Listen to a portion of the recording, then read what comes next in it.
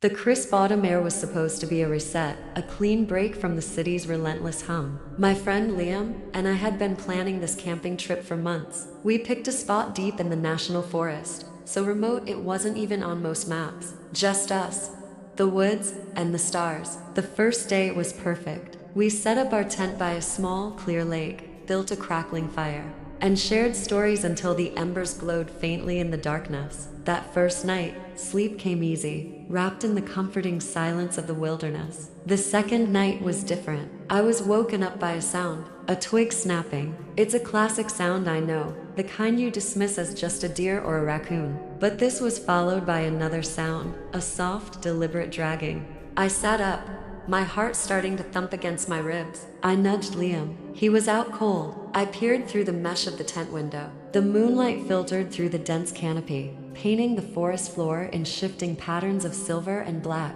I couldn't see anything, but the feeling of being watched was overwhelming, like a physical weight pressing down on the tent. The dragging sound stopped right outside. I held my breath, listening, but there was only silence. It was a heavy, expectant silence, worse than the noise itself. I didn't sleep again that night. The next morning, I told Liam about it. He laughed it off. Probably a bear, man. You're just not used to the sounds out here. He was probably right. I tried to shake it off, and for a while I did. We spent the day hiking, exploring a winding trail that led to a ridge with a breathtaking view. The sun was warm. The world felt normal again. But as we made our way back to camp in the late afternoon, an unsettling quiet fell over the woods. The birds had stopped singing. The squirrels had vanished. The air grew still and cold. That's when we heard it. A voice calling out from the trees. Help me. It was a child's voice, filled with panic. I'm lost. Liam and I exchanged a look.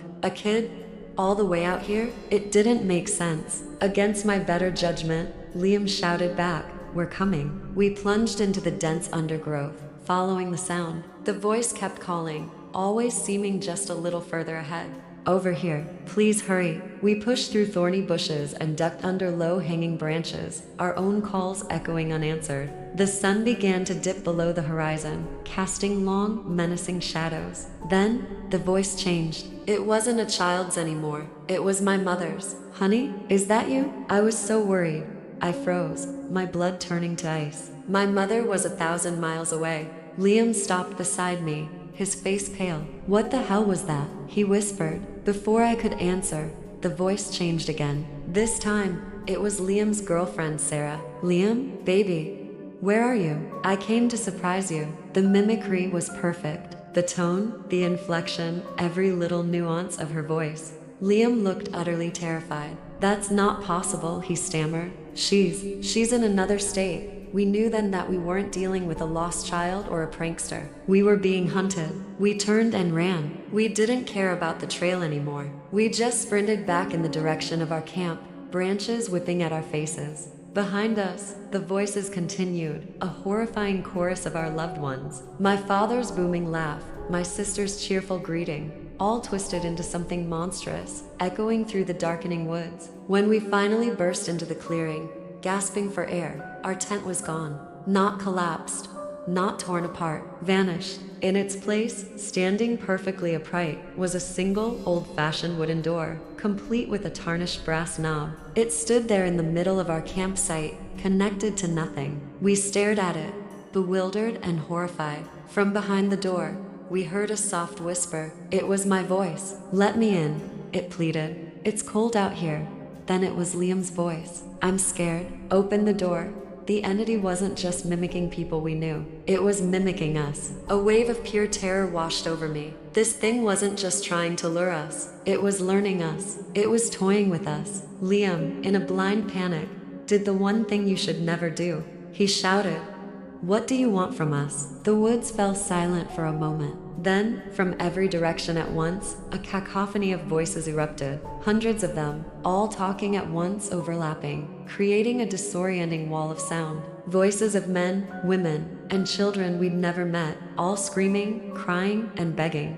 It was the sound of 1,000 captured souls. We didn't wait for an invitation. We ran. We ran for our lives, leaving everything behind. We didn't look back. Not even when we heard our own voices calling our names, begging us to come back, promising safety. We just ran until our lungs burned and our legs gave out, until the horrifying sounds of the forest were replaced by the distant rumble of a highway. We eventually stumbled onto a road, where a trucker found us, two wild-eyed, scratched-up guys on the verge of collapse. We never told anyone the full story. Who would believe us? They'd say we were exhausted, or maybe we ate the wrong kind of mushrooms. But I know what I heard. I know what I saw. It's been a year, and I haven't been camping since. I can't even stand the quiet anymore. The silence is the worst part, because sometimes late at night, when the house is still, and I'm just about to drift off to sleep, I'll hear it. A faint, familiar sound from the other room. A soft, deliberate dragging.